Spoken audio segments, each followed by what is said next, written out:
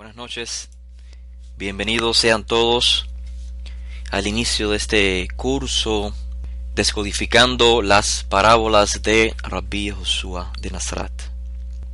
Como ustedes sabrán, existen diferentes interpretaciones sobre las parábolas particularmente, pero muchas de ellas, de las interpretaciones, tienen el objetivo de satisfacer una teoría, una opinión religiosa.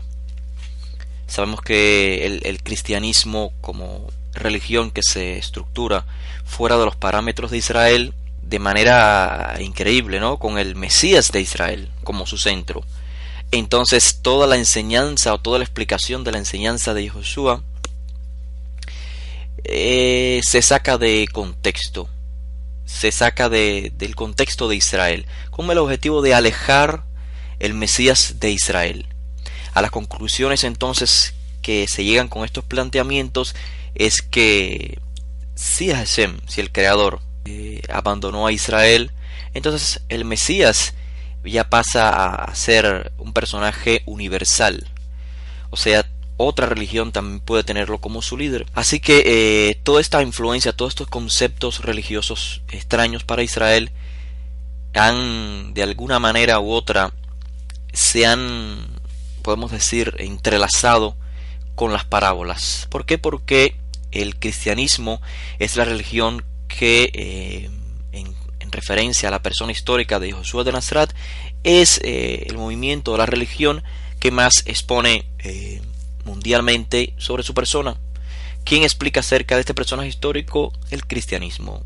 El judaísmo, por su parte, no es algo normal, natural, que judíos dentro del concepto religioso se dediquen a indagar sobre las enseñanzas de Joshua. Así que tenemos que despejar de nuestra mente cualquier influencia, en este caso de la religión cristiana, para poder comprender, en este caso, las parábolas de Rabbi Joshua. Y ese es el objetivo entonces de nuestro curso. Antes de comprender qué significan las parábolas, tenemos que, repito, las parábolas dentro del contexto hebreo. Por esto digo, tenemos que previamente comprender el contexto de las parábolas de Rabbi Joshua. ¿Cuándo lo dijo? ¿A quién se lo dijo? Lo primero que encontramos es que las parábolas son un medio de enseñanza. ¿Quién es Joshua? Un rabino. ¿Qué es un rabino? Un maestro de la Torá, a quienes impartía enseñanzas a los talmidim, esto es, en este caso, en ese momento de la historia, judíos del primer siglo que se dedicaban a estudiar la Torá, el conocimiento, la sabiduría de Israel. Este es el contexto de las parábolas. En palabras más simples, las parábolas se encuentran bajo el contexto Israel, Torá, rabino o maestro y un discípulo, un aprendiz. Este es el contexto.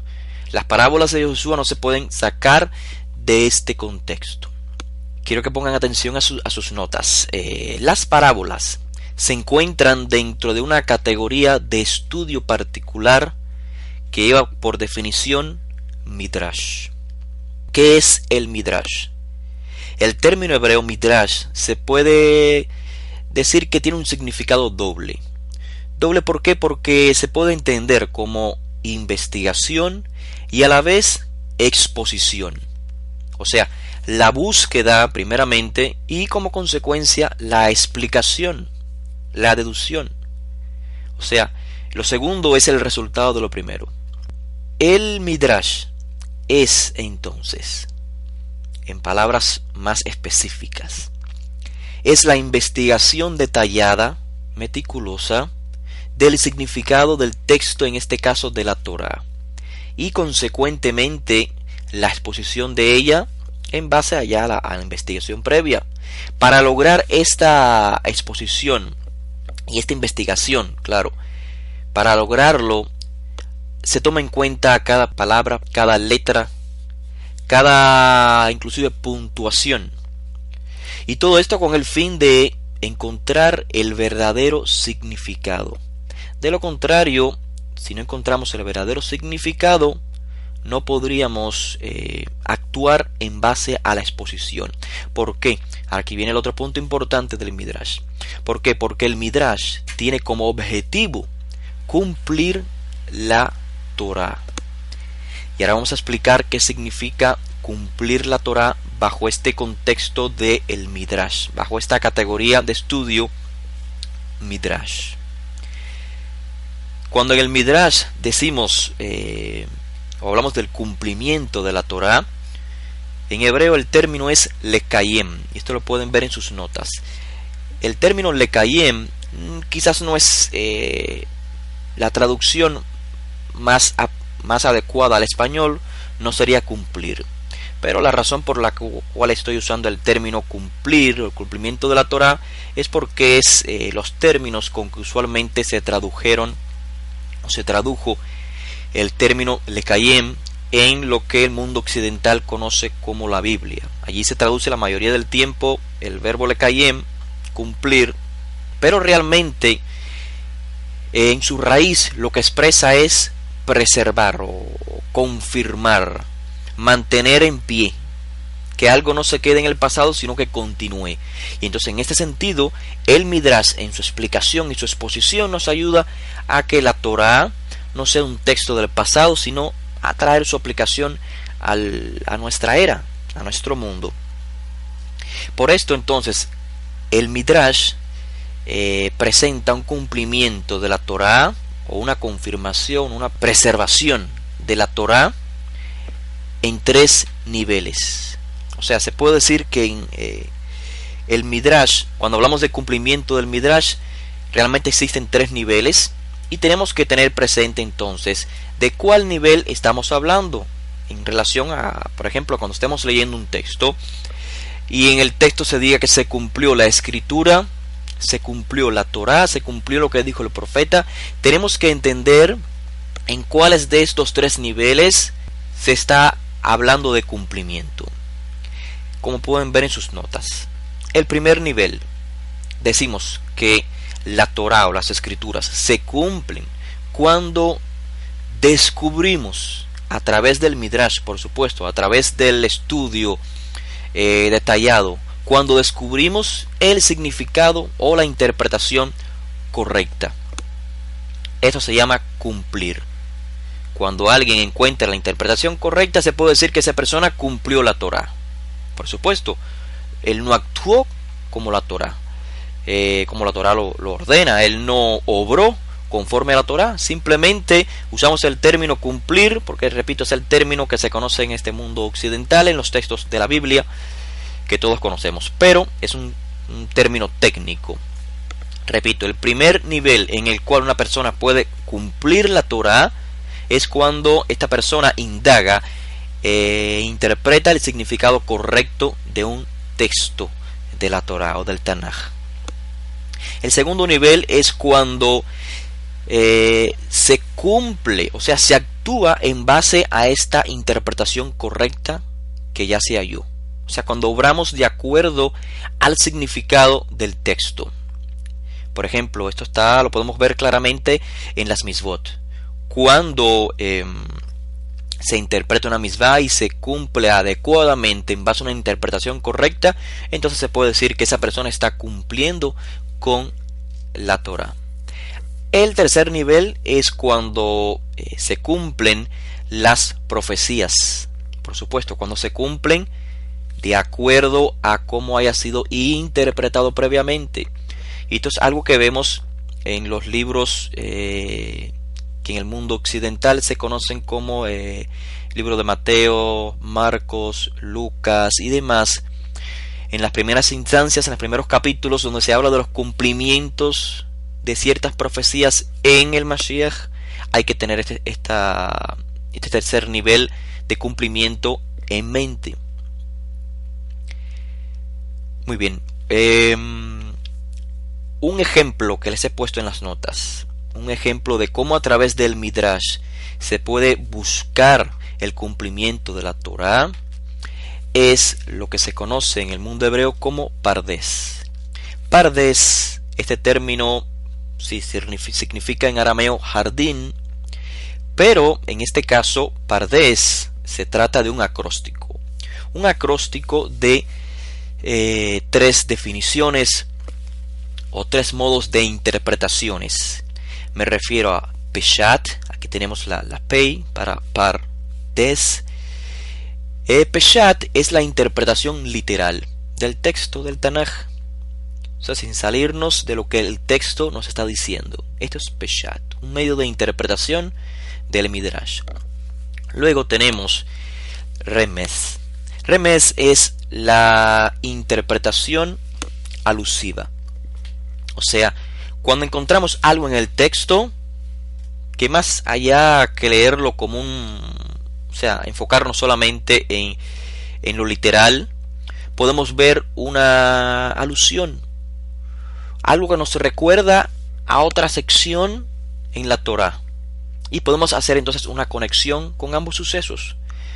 Por ejemplo, o sea, un ejemplo de remez, de la interpretación alusiva, es en el caso cuando Lot lo visitan los malachim. Dice que Lot preparaba entonces matzot, o sea, panes ácimos. Los comentaristas de la Torá, a través del remez, a través de la interpretación alusiva, dicen: esto tomó lugar en Aviv, o sea, esto tomó lugar en el mismo momento que tomó lugar años más tarde en la redención de Egipto. ¿Qué pasó en la redención de Egipto? El suceso de Lot ocurre en el libro de Bereshit, pero el suceso de la redención de Egipto toma lugar en el libro de Shemot. Y allí se menciona entonces las matzot, o sea, los panes ácimos. Entonces los comentaristas hacen una conexión, que ambos sucesos tomaron lugar en la misma época del calendario. Otros también comentan entonces otra alusión quizás un poco más fidedigna en cuanto al contexto de la Torá. Tanto el acontecimiento en Bereshit con Lot como el acontecimiento en Shemot, en el caso de Moshe, ambos nos hablan de redención, de liberación, o sea, de una intervención divina en nuestro mundo. Lo mismo pasó en Lot y lo mismo pasó en Egipto. Es solamente un ejemplo para que veamos lo que es interpretación alusiva, o en hebreo remez. Luego tenemos también Drash. Drash es, podemos decir, una enseñanza, una reflexión. Por ejemplo, ¿por qué a Abraham se le exigió que se fuera de su tierra, de su parentela, de la casa de su padre y demás? Además de la interpretación literal, que podemos ver que Hashem le dice a Abraham que se vaya porque le va a entregar otra tierra y va a ser padre de otra nación en un lugar diferente. Además de eso, a través de la interpretación que se encuentra bajo el Terash, o sea que encontramos una enseñanza también en el texto, podemos ver una enseñanza ética acá, una enseñanza más allá de lo que se percibe a simple vista en el texto. Y es quizás que para que Abraham logre ser el padre de la creciente nación, que será la nación ejemplar para el resto del mundo, es necesario que Abraham abandone la influencia de su alrededor, donde vivía en Mesopotamia. O sea, abandona tu cultura previa, abandona la influencia de tus padres. Finalmente tenemos otro medio de interpretación, en este caso Sod. Sod significa lo escondido, lo que no se ve a simple vista. Se refiere a la interpretación en base a códigos, podemos decir códigos secretos, detalles particulares que encontremos en el texto. Por ejemplo, en el caso de Abraham, los lugares por los que Abraham transitó antes de llegar a la tierra de Canaán, quiénes fueron aquellos que interactuaron con Abraham. A través de la interpretación Sod, la interpretación basada en códigos, podemos entonces comprender que la transición de Abraham desde Mesopotamia hasta Eretz Israel, hasta Canaán. Es realmente un escalón, y cada personaje que interactúa con él nos trae un mensaje a través de los códigos. De esta manera vemos que, como les decía, Pardes, el acróstico de Peshat, Remes, Drash y Sod, es uno de los medios a través de los cuales dentro del Midrash, o sea, dentro de la investigación, se puede encontrar, o se puede, mejor dicho, cumplir la Torá, cumplirla en los tres niveles ya explicados. Primero, descubriendo el significado o la interpretación de un texto, luego actuando o obrando de acuerdo a esa interpretación, y también puede ser el caso del cumplimiento de las profecías en base a lo que hayamos ya interpretado del texto. Muy bien, pasamos a la segunda sección de nuestras notas y veremos allí que el Midrash, esta investigación y exposición de la Torá, se canaliza a través de dos formas. El Midrash se puede presentar como Agadá o como Alajá.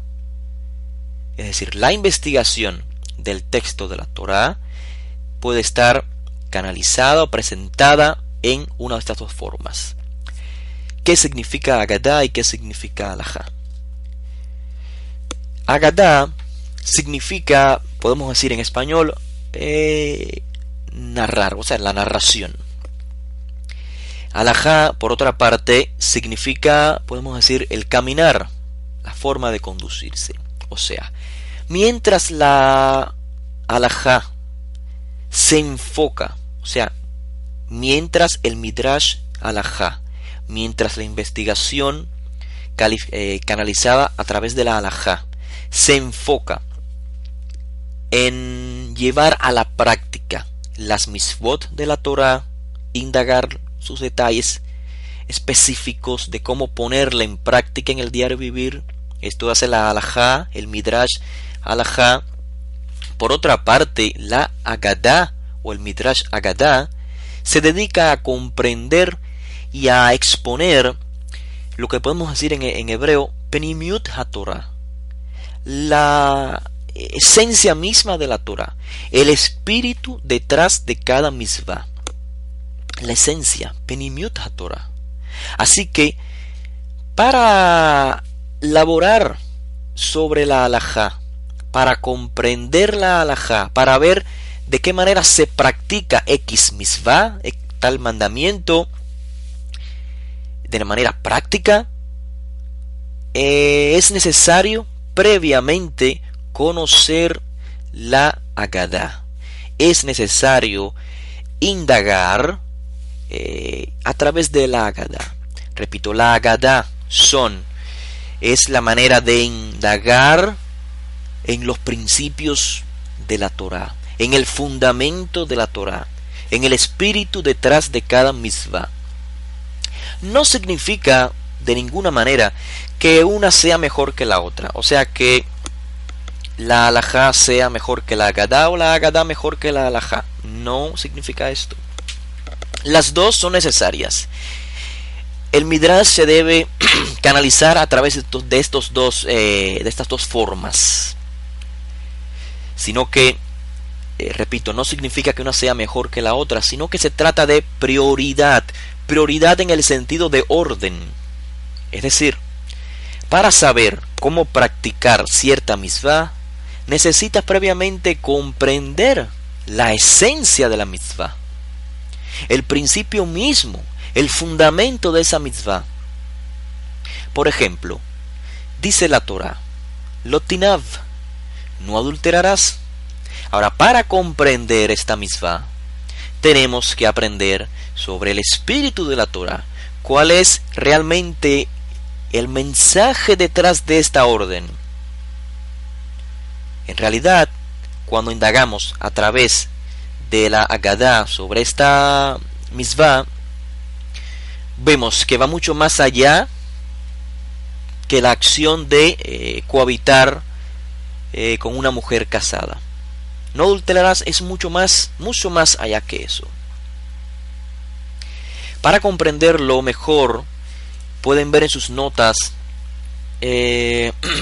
un suceso mencionado en el Talmud Babli, en el Tratado Sotá, en la página 40a. Se cuenta allí que en cierta ocasión Rabbi Abahu y Rabbi Jia bar Abba llegaron a un lugar. Rabbi Abahu expuso en un Midrash Agadá, hizo una narración explicando la Torah, haciendo un Midrash de la Torah, pero a través de la Agadá, de una narración, de una parábola, de una ilustración. Sin embargo, Rabbi Jia bar Abba, dice el texto, que expuso un asunto legal. Rabbi Abahu habló en Agadá, mientras Rabbi Jia habló sobre la halajá, expuso la Torah en base a la halajá. Dice que todo el pueblo dejó solo a Rabbi Jia bar Abba y se fue a escuchar a Rabbi Abahu, de tal manera que Rabbi Jia se molestó. Y entonces Rabbi Abahu le dijo: te daré una parábola para que entiendas lo que ha sucedido. ¿A qué se asemeja esto que acaba de ocurrir? Les dice: había dos hombres. Uno estaba vendiendo piedras preciosas y el otro vendía mercancías diferentes, pequeñas mercancías diferentes. Pregunta entonces Rabbi Abahu: ¿a quién el pueblo irá deprisa? La gente común, ¿a quién va a correr? ¿Acaso no irán al vendedor de diferentes mercancías pequeñas?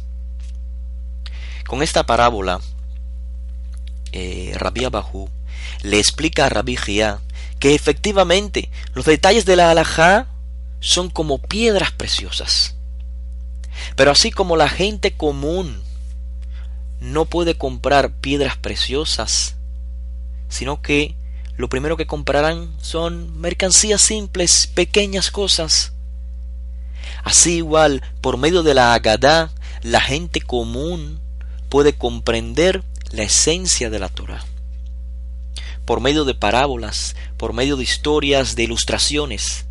Luego, cuando comprendan, cuando estén capacitados con la esencia de las misvot, con la raíz de las misvot, podrán entonces adquirir piedras preciosas, podrán entonces indagar en cómo poner en práctica las misvot. De lo contrario, serían nada más y nada menos que legalistas, cumpliendo la letra de la Torá, pero sin comprender el espíritu de la Torá. Y como informa Rabbi Abahu, es la Agadá, es el Midrash Agadá, que explica a través de una simple historia, una simple ilustración, la esencia misma de las misvot. Vemos así entonces que las meshalim, las parábolas, están situadas dentro de este marco, dentro del Midrash Agadá. Repito, las parábolas están dentro de este marco, dentro del Midrash Agadá. O sea, la investigación de la Torá que trata sobre la esencia misma de cada aspecto de la Torá, del porqué, de la razón detrás de cada cosa. El hecho de que aparezca ser simple a primera vista, de que la Agadá sea algo, un cuento, una historia, esto no significa que no tenga valor, esto no significa que sea importante, porque ya vemos la importancia que tiene, puede revelar secretos de la Torá. Para aclarar esta idea, un Rav, un maestro, expuso una parábola y esta decía algo así: ¿a qué se parece una parábola? ¿Con qué podemos comparar una parábola? Repito, la parábola es dentro del contexto Midrash Agadá, la explicación, la investigación de la Torá que trata sobre la esencia misma de la Torá, revelando los secretos de la Torá. ¿Cómo se puede comparar entonces una parábola? Dijo el Rav: Se puede comparar a alguien que perdió una piedra de mucho valor y estaba todo oscuro y no la encontraba, de manera que tuvo que encender una antorcha, una luz, para alumbrar el lugar y poder encontrar la piedra preciosa. Así entonces el Raf comparaba la parábola con la antorcha. A primera vista, obviamente, no existe comparación de valor monetario entre la antorcha y la piedra preciosa. Pero puede darse el caso, en dependencia de las circunstancias, que la antorcha sea el único medio por el cual poder encontrar la piedra preciosa. Sin la antorcha hubiese sido imposible encontrar la piedra preciosa. Así que no podemos engañarnos por la simpleza aparente de una mashal, de una parábola, de una historia, de una alegoría. ¿Qué es entonces una mashal? ¿Qué es entonces una parábola? El significado del término mashal, como ya explicamos, está dentro del mundo del Midrash Haggadah y es, por supuesto, podemos encontrar el significado de mashal de manera muy variada. Podemos decir que una mashal se refiere a un proverbio. De hecho, el libro que conocemos en español como el libro de los proverbios, en hebreo se llama Mishle Shlomo. Sería las Meshalim de Salomón, las parábolas de Salomón. Pero en este caso podemos ver, obviamente, que la esencia o el formato de las parábolas de Rabbi Yoshua no es el mismo formato de los proverbios de Salomón. Pero con esto quiero evidenciarles de que el término hebreo mashal dentro del mundo del Midrash Haggadah es muy amplio. Se puede interpretar, además de proverbio, como historia, parábola, cuento, acertijo, ilustración, comparación, y de hecho todas son válidas, por supuesto, dependiendo del contexto mismo en que esté expuesta la mashal. El hecho es que la mashal trata de mostrar una realidad que es difícil comprenderla por otros medios.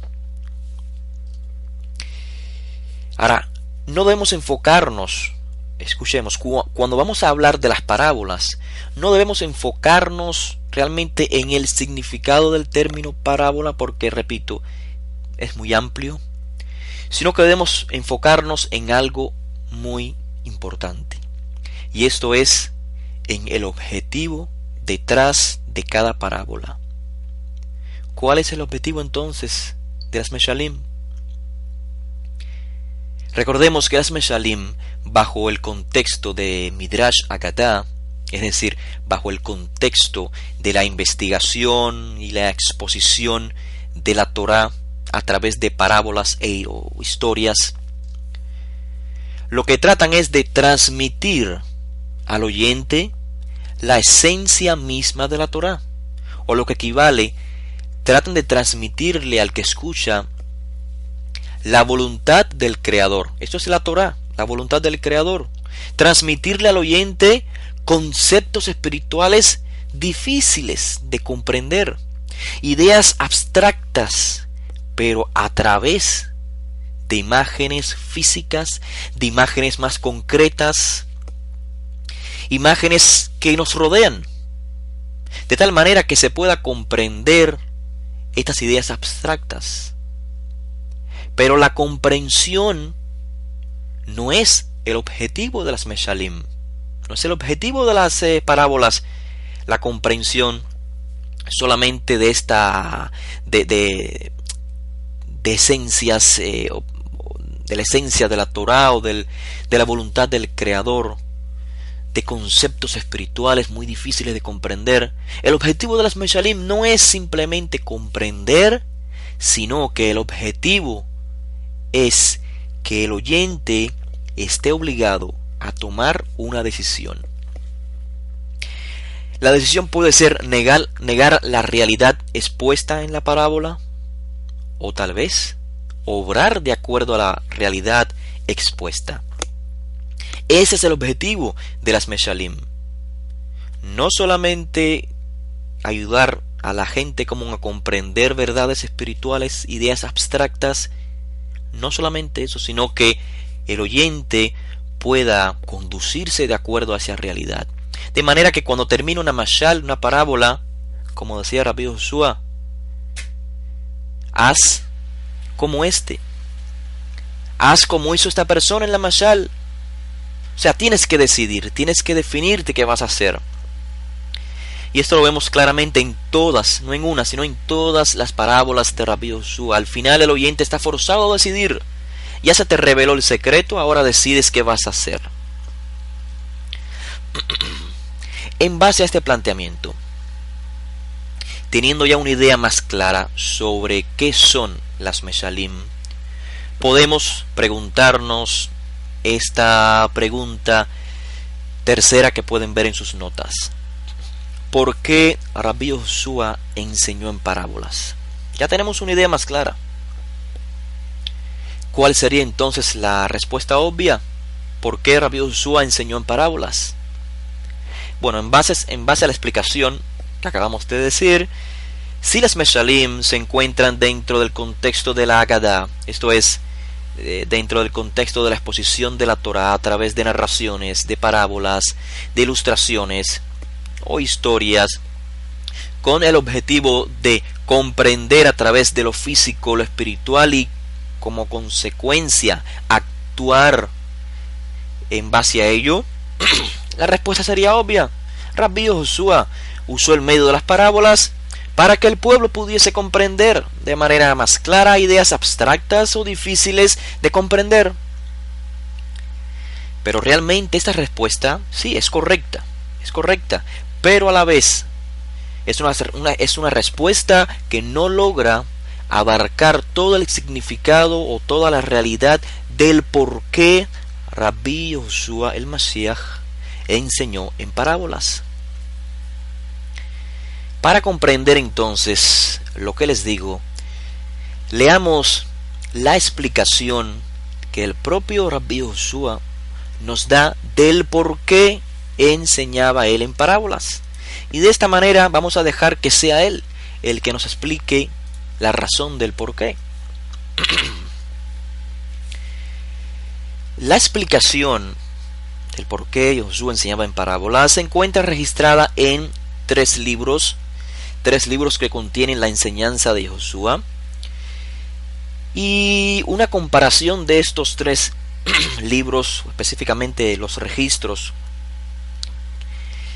donde se explica la razón del por qué Joshua enseñaba en parábolas, una comparación de esto evidenciaría que la explicación está expresada no de manera exacta en los tres registros. Esto, por supuesto, no es evidencia de error. Quizás alguno pensaría, bueno, si Rabbi Joshua explicó la razón del por qué enseñó en parábolas, ¿por qué entonces su explicación no aparece exactamente igual en los tres registros? Esta evidencia, en lugar de indicar un error por parte de los autores de estos tres libros, me refiero al libro que en el mundo occidental, o los libros que en el mundo occidental se conocen como Lucas, Marcos, Mateo, esta diferencia o esta variedad de los tres registros, en lugar de indicar un error por parte de los autores, indica originalidad. Si tenemos en cuenta, por supuesto, que es obvio que Rabbi Joshua explicara en más de una ocasión la razón por la que él hablaba en parábolas. Es obvio que Rabbi Joshua repitió más de una vez sus parábolas. A la hora de transmitir por escrito estos sucesos ocurridos, es muy razonable que, a pesar de que los discípulos transmitieran exactamente el mismo mensaje, el mismo principio del por qué Joshua enseñó en parábolas, es obvio que cada discípulo lo transmite de acuerdo al suceso que él más recuerde. Así que las diferencias entre los tres registros que vamos a ver a continuación, y lo tienen ustedes en sus notas, las diferencias entre estos tres registros evidencian que un autor no se copió del otro, sino que cada uno elaboró el texto en base a los medios que tuvo disponible. Si fue un discípulo que vio, que escuchó directamente de Josué las enseñanzas, o si fue un discípulo de los discípulos de Josué, entonces transmitió lo que el discípulo de Josué primario le transmitió a él. Muy bien, veamos entonces los tres registros. Vamos a comenzar por lo que está registrado en el libro Yoshua Ma'asav Vetorato, capítulo 8, lo que el mundo occidental conoce como el libro de Lucas, capítulo 8, en el verso 9 al 10. Lo tomo como primer ejemplo porque es el más breve. Recuerden, lo que estamos tratando de hacer es comprender por qué Rabbi Joshua hablaba en parábolas. Y aquí se registró la respuesta de él a esta pregunta: ¿por qué hablas en parábolas? El registro más breve está en este libro, Lucas capítulo 8. Dice así: sus discípulos le preguntaban, ¿qué querría decir esta parábola?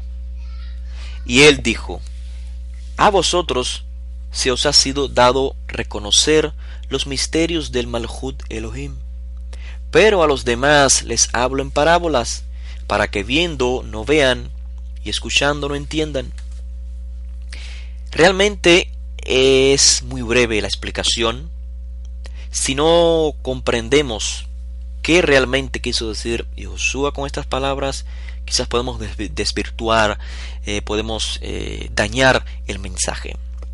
Por esto, entonces, quiero que pasemos al segundo registro, que elabora un poco más la explicación. Me refiero al libro Tejilat Besorat de Josué, capítulo 4, más conocido en el mundo occidental como el libro de Marcos, capítulo 4, el verso 10 en adelante.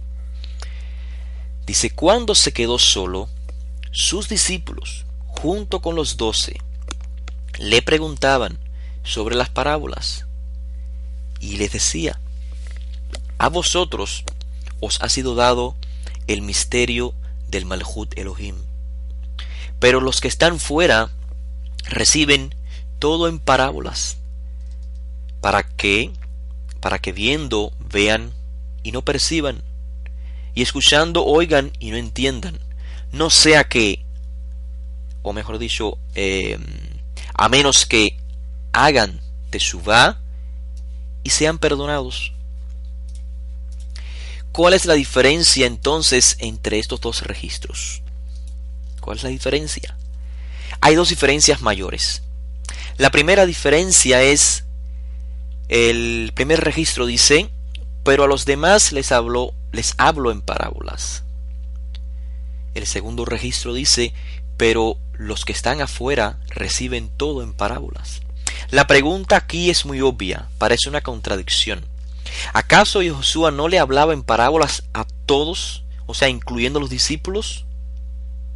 Entonces, ¿por qué el registro primero dice: a los demás les hablo en parábolas? Y el segundo, el registro, dice: pero los que están afuera reciben todo en parábolas. Sin embargo, el texto comenzó diciendo que cuando quedó solo, sus discípulos le preguntaron sobre las parábolas. Sus discípulos le preguntan, el primer registro dice: ¿qué quiere decir esta parábola? O sea, Josué les hablaba a todos en parábolas. O sea, la pregunta es: ¿por qué razón entonces hallamos esta aparente contradicción? Dice el texto: porque a vosotros se os ha sido dado reconocer los misterios del Malhut Elohim. En otras palabras, Quien reconoce el Malhut Elohim, o sea, la soberanía de Hashem, puede comprender las parábolas sobre el Malhut. O dicho de otro modo, el que ha hecho Teshuvah es el que se conduce según la soberanía y por esto reconoce la soberanía de Hashem, puede comprender las parábolas. Pero los que no quieren reconocerlo, o sea, los de afuera, ellos no disciernen las parábolas. A continuación lo vamos a explicar un poco más. Ahora quiero que veamos la segunda diferencia. El primer registro dice, para que viendo no vean y escuchando no entiendan. Punto. El segundo registro aclara un poco más y dice, para que viendo vean y no perciban, y escuchando oigan y no entiendan, a menos que hagan teshuvá y sean perdonados. Acá se aclara un poco más que el primer registro. Es decir, si hacen teshuvá, o sea, si se conducen bajo la soberanía de Hashem, entonces podrán percibir y entender las parábolas. Repito, para que viendo no vean, no perciban, y escuchando oigan y no entiendan, a menos que hagan teshuvá y sean perdonados. Si hacen teshuvá, entonces podrán percibir y entender las parábolas. Mientras tanto son los de afuera, son aquellos que no quieren recibir el Malhut Shamayim, aquellos que no hacen teshuvá y no les interesan las parábolas. Y es precisamente esta oración que acabamos de leer la que aclara totalmente la razón del por qué Josué enseña en parábolas. Pero para comprenderlo aún más claro, quiero que veamos el tercer registro, porque el tercer registro transmite la explicación de manera mucho más extensa, con mucha más claridad. Me refiero al libro Toldot de Josué o Mateo en el mundo occidental, capítulo 13, del verso 10 al 15. Dice así el texto: Entonces se le acercaron sus discípulos y le dijeron: ¿Por qué hablas en parábolas? Y dijo: A vosotros os ha sido dado conocer el Malhut Shamayim, pero no a ellos. Quien tenga, le será dado otra vez. Esto es nuevo. Escuchen, quien tenga le será dado otra vez, pero quien no tenga, aquello que piensa que tiene, le será quitado. Quien tiene es el que está oyendo. Aquel que ha hecho teshuvá, ha aceptado el Malhut Shamayim. A este dice que se le dará otra vez, pero quien no tenga, aquello que piensa que tiene, le será quitado. Y sigue diciendo el texto: Por esto yo hablo en parábolas, porque ellos ven, pero no ven, escuchan, pero no escuchan, para cumplir lo que fue dicho según Isaías el profeta: Ve y di a este pueblo, escuchen, pero no entiendan, miren, pero no perciban. Haz insensible el corazón de este pueblo, endurece sus oídos y cierra sus ojos, a menos que vean con los ojos, etcétera, etcétera. Ahora podemos tener una idea mucho más clara del por qué Rabbi Josué enseñó en parábolas. Acabamos de leer su respuesta, más completa que en los dos registros anteriores. Podemos concluir entonces diciendo: número 1, Josué enseña en parábolas a todos, incluyendo a sus discípulos. Por esta razón, en ninguno de los tres registros encontramos que los discípulos pregunten ¿por qué les enseñas a ellos en parábolas? No, esto no dice el texto.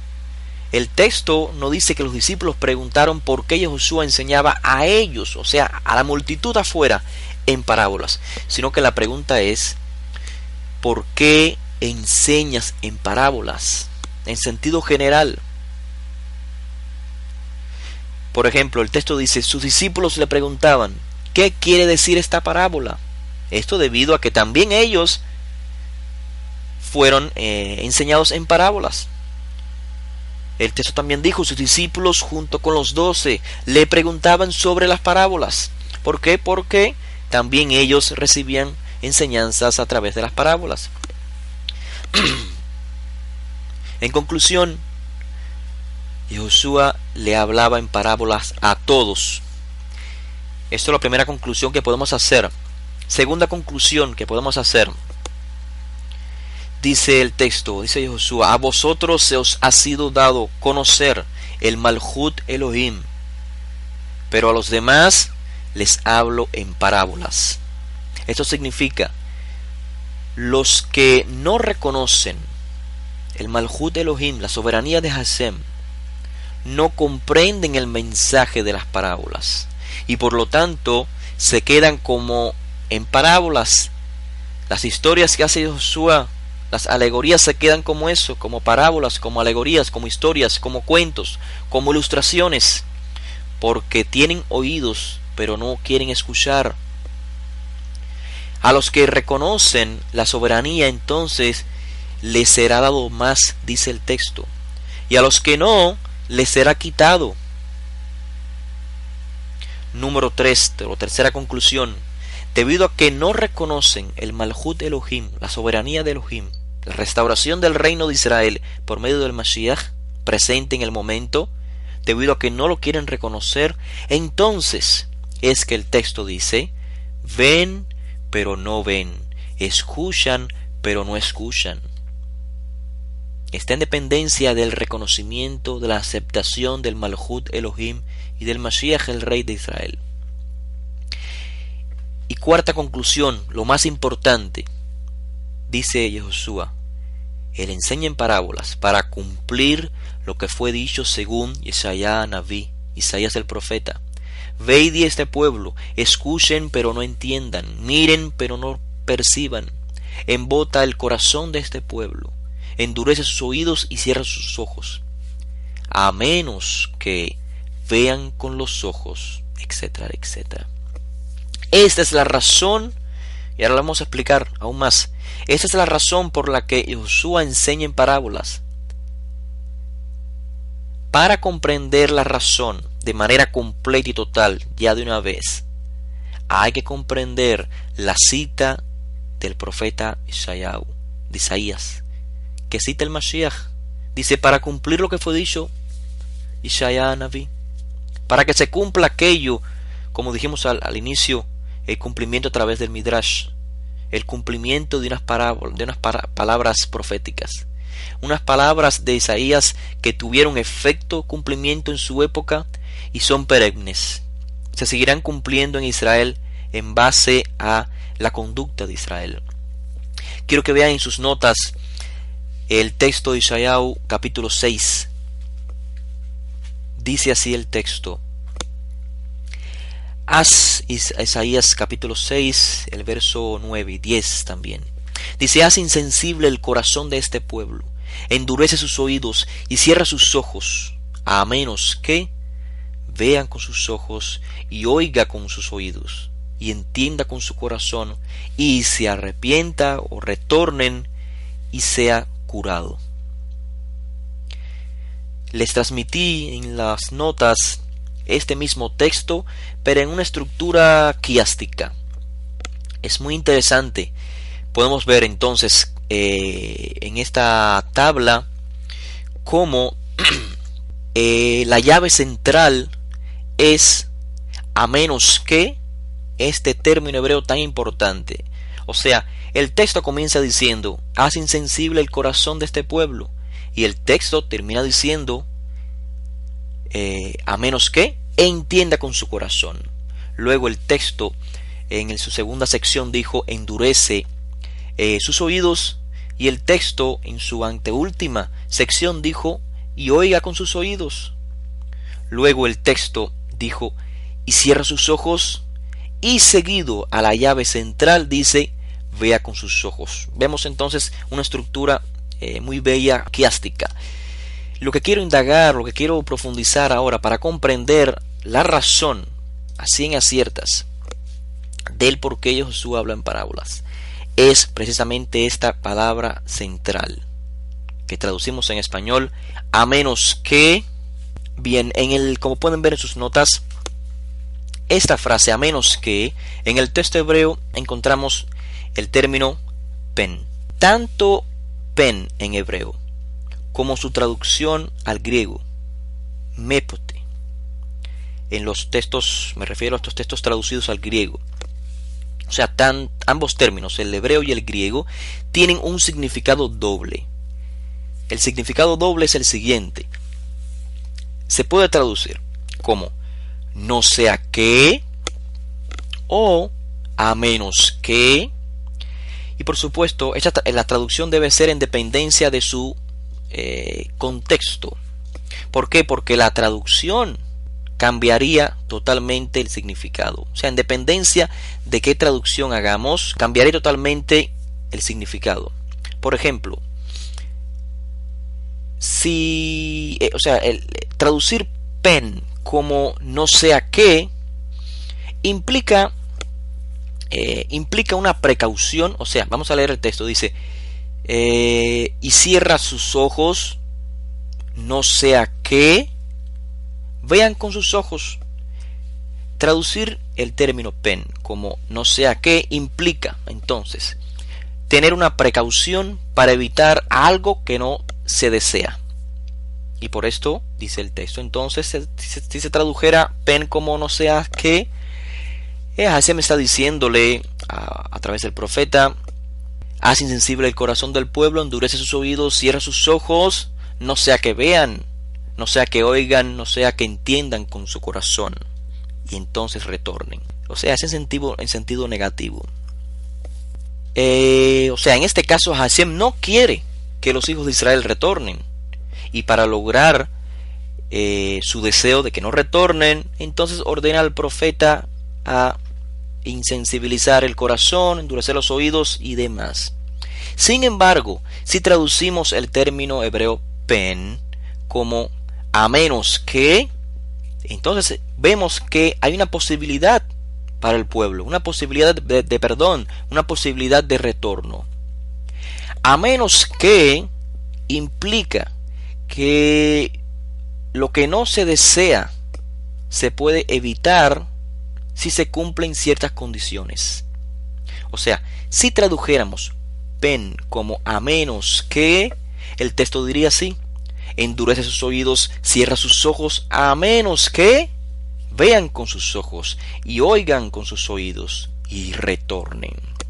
En este caso, se entendería que Hashem da la opción a los Bene Israel: el bien o el mal, la redención o el exilio. Hay una puerta de escape. Estas palabras de Isaías que acabamos de leer en referencia a los oídos, a los ojos, al corazón, la encontramos en otros profetas, y esto está en sus notas. El profeta Jeremías capítulo 5, el verso 21 dice lo mismo a la nación de Judá. Dice: pueblo necio, insensible, que tiene ojos pero no ven, que tiene oídos pero no oyen. Ezequiel 12 también dice lo mismo: el pueblo tiene ojos para ver pero no ven, oídos para oír pero no oyen, porque son una casa rebelde. La razón por la que Yahushua citó las palabras de Yeshayahu Naví, de Isaías, es porque la conducta de la mayoría del pueblo en sus días fue una conducta muy similar a la de los días de los profetas. Un pueblo rebelde, un pueblo que tiene oídos pero no oye, un pueblo que recibe un mensaje pero no quiere actuar, conducirse en base a ese mensaje. Y Yahushua, así como los profetas, manifiestan dos opciones. Es decir, te están sobreviniendo males, extranjeros están invadiendo tu tierra, y esto lo van a seguir haciendo hasta que hagan teshuvá. De lo contrario, el mal continuará, llegará la destrucción, llegará el exilio.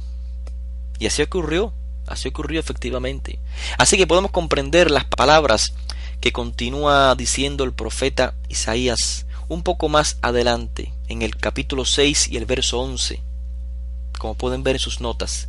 Este es el contexto entonces de las palabras previas de Isaías. Dice: entonces dije yo, ¿hasta cuándo, Adonai? O sea, ¿hasta cuándo tengo que hacer que este pueblo, como dice el texto, hacer insensible el corazón de este pueblo, endurecer sus oídos, cerrar sus ojos? ¿Hasta cuándo? Dice el profeta. Y respondió Hasem: hasta que las ciudades estén destruidas y sin habitantes, las casas sin gente y la tierra completamente desolada. ¿Por qué? Porque cuando llegue este momento tan destructivo, tan trágico, significa que en realidad no volvieron con Teshuvá. Y por esto el texto, Hasem a través del profeta da un escape, a menos que vean con sus ojos, oigan con sus oídos, entiendan con su corazón y retornen y sean curados. Sin embargo, hay traductores, y estoy seguro que ustedes lo saben, que opinan que Hasem deseaba la destrucción de Israel. Y en base a esta opinión, entonces traducen el texto de Isaías, el término hebreo pen, de forma negativa. Es decir, como si el texto dijera: endurece sus oídos y cierra sus ojos, no sea que vean con sus ojos y oigan con sus oídos y retornen. O sea, haz todo lo que puedas para que este pueblo sea destruido. ¿Hasta cuándo? Hasta que sea destruido, hasta que las ciudades estén destruidas, sus habitantes fuera, y las casas y la gente completamente desolada. Y por supuesto, los que hacen esta traducción lo mismo hacen en la explicación que Josué da del por qué le enseña en parábolas. O sea, según esta explicación, él enseña en parábolas para que los que no lo siguen no entiendan nada, para que los que no lo siguen no hagan teshuvá, para que los que no lo siguen sean destruidos. Totalmente contradictorio el mensaje de teshuvá que manifestó Rabbi Josué, quien comenzó diciendo: Jisru b'teshuvá, shemalchut shamayim krubá. Regresen, hagan teshuvá, porque el reino de Hashem está cerca. Y Josué quería el retorno del pueblo, de todo Israel, no su destrucción. Y lo mismo hacían los discípulos. Como estamos leyendo en el libro de los Hechos de los Shiluchim, enseñaban al pueblo a retornar, a buscar la teshuvá. Teniendo esto claro, entonces podemos contestar ya de manera más clara la pregunta inicial: ¿por qué Rabbi Josué enseñó en parábolas? Anteriormente dijimos que el medio de las parábolas tiene el objetivo de que el pueblo pudiese comprender de manera clara conceptos espirituales abstractos, difíciles de comprender, y entonces al exponerlos a través de la Agadá, del Midrash Agadá, usando lo físico, se pueda comprender mejor. Pero dijimos que esta respuesta, aunque sí es correcta, pero es correcta en parte nada más, porque esta respuesta no logra explicar todo el significado del por qué Josué enseñó en parábolas, como lo acabamos de percibir ahora leyendo totalmente el contexto de la cita del profeta Isaías que cita Josué. La cita que está registrada en los 3 registros de cuando Rabbi Josué explicó la razón del por qué él habla en parábolas. Simplemente que el tercer registro, el libro Toldot de Josué, es el único en el que Rabbi Josué menciona al profeta. En los otros no se menciona al profeta, pero se menciona las palabras del profeta, y por esto se debe comprender, indagar en el contexto de las palabras del profeta. Así como los profetas y Josué, también siendo profeta, con su enseñanza, con sus parábolas, obligaba al pueblo a decidir, porque recuerden, este es el objetivo de las Meshalim: obligar al oyente a decidir, a tomar una decisión, como en el tiempo de Isaías, de Jeremías, de Ezequiel. O seguimos oprimidos por Roma en el tiempo de los profetas, o seguimos oprimidos por Babilonia hasta el punto que venga y destruya todo el Bet HaMikdash y seamos exiliados, o queremos que el Malchut Shamayim, que el reino de Israel sea restaurado. Para recibir el Malchut Shamayim hay que hacer previamente teshuvá, abandonar el pecado, no cometerlo más, y seguir entonces las enseñanzas de los profetas, en este caso de Yahushua el Mashiach. Oír las parábolas de Yahushua obligan al oyente a realizar esta decisión. Yahushua dice: el Malhut Shamayim está aquí, ¿qué vas a hacer? Como dijo el profeta: haz insensible el corazón de este pueblo, endurece sus oídos y cierra sus ojos, a menos que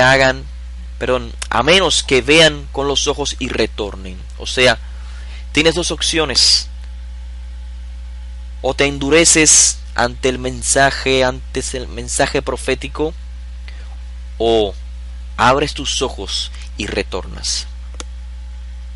Esta es la realidad de la razón del por qué Josué enseñaba en parábolas, para hacer definir al pueblo. Y ante esta realidad, solo el que reconocía el Malhut Shamayim, y por supuesto el Mashiach es el rey del Malhut. El Malhut Shamayim es el reino de Israel restaurado, pero guiado bajo la soberanía de Hashem. Y el Mashiach siendo el rey de Israel. Ante esta presentación del Malhut Shamayim, solo el que reconocía al Mashiach y al reino tenía ojos para ver y oídos para oír. Al aceptar la soberanía de Hashem, ¿por qué? Porque se conducía de acuerdo a ella. Pero habían otros que no querían escuchar, otros que oyendo no entendían, que viendo no veían, pero no porque las parábolas fuesen difíciles, no porque las parábolas fuesen difíciles de comprender, al contrario, era una explicación sencilla, bajando conceptos espirituales abstractos al mundo físico y natural para la gente común. La razón por la que el texto del profeta y el Mashiach dicen: oyendo no entienden y viendo no veían, es porque no querían ver, no querían oír, hacían oído omiso a las parábolas. Para ellos, entonces, dice el Mashiach, son simples parábolas. Para ellos se quedan en parábolas, para ustedes se les revelan.